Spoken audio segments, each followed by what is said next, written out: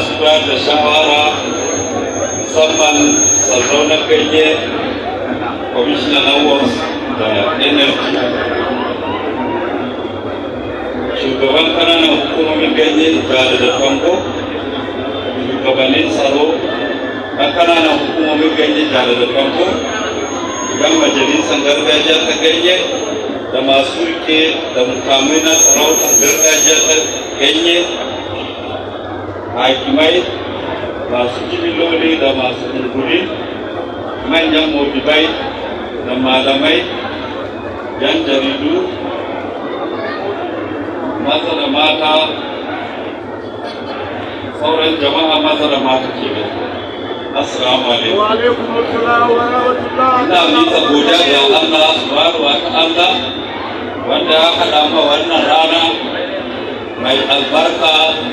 ranar sallar azumi na wannan shekarar ta bana 2023 ina son ɗauki wannan dama na musamman domin yi wa jama'ar mu na gida da waɗanda suka tafi daga wurare daban-daban barka da sallah kuma Allah ya sa mu gama hidimar wannan sallah lafiya ya kuma sake maimaita mana batun zaman lafiya da roƙon Allah ina fara kira ga duka hakimai da sauran hukumomin tsaro da su tabbata an samu zaman lafiya a koyaushe jama'ar mu haɗa kai da hukumomin tsaro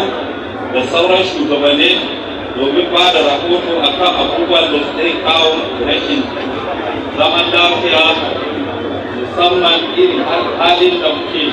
shiga a yanzu na ɗauki na mutane wato kidnapping daga gidaje da kuma daji domin neman kuɗin fasa Allah ya kiyaye mu.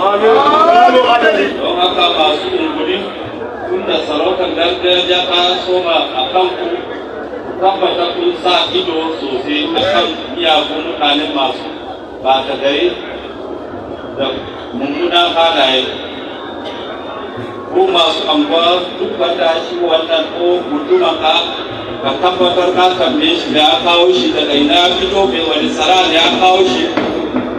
don na ga waɗansu da waɗansu kukoki da waɗansu mai an za a gari ba sai inda suka fito ba saboda haka wani abu ya faru yanzu kam daga yanzu ba za mu bar anguwan da abun da ya faru a wajensa ba sannan jimon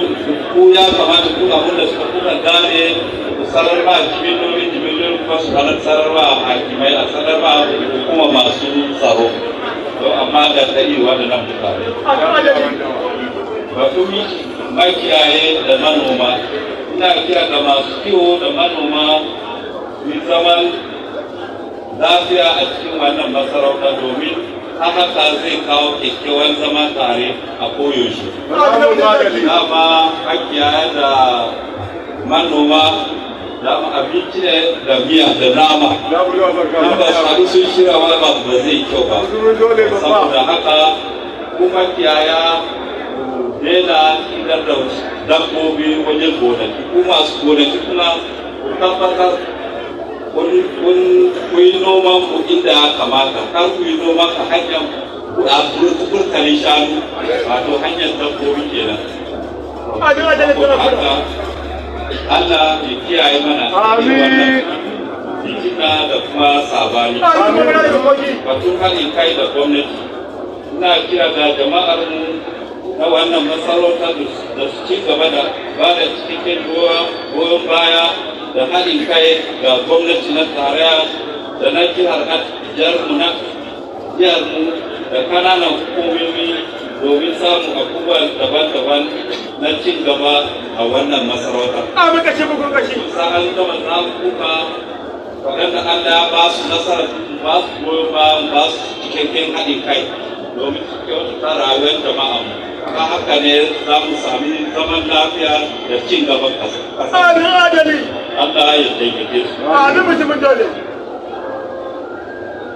Jama'ar mu su yi wa shugabanninmu addu'o'i domin kasar mu ta sami lafiya da ƙara cin gaba. Karshe ina godiya zuwa ga jama'ar mu da samun damar yin sallar azumi da taya mu murnar wannan sallah ta wannan shekara 2023. Amin da mijin zaki. Allah ka sake mana saka mana dimbin lada mai albarka. Mai da kowa gidansa damu lafiya. Allah ubangiji ya bamu damuna mai albarka. Kuma ya sake maimaita mana abadi. Amin.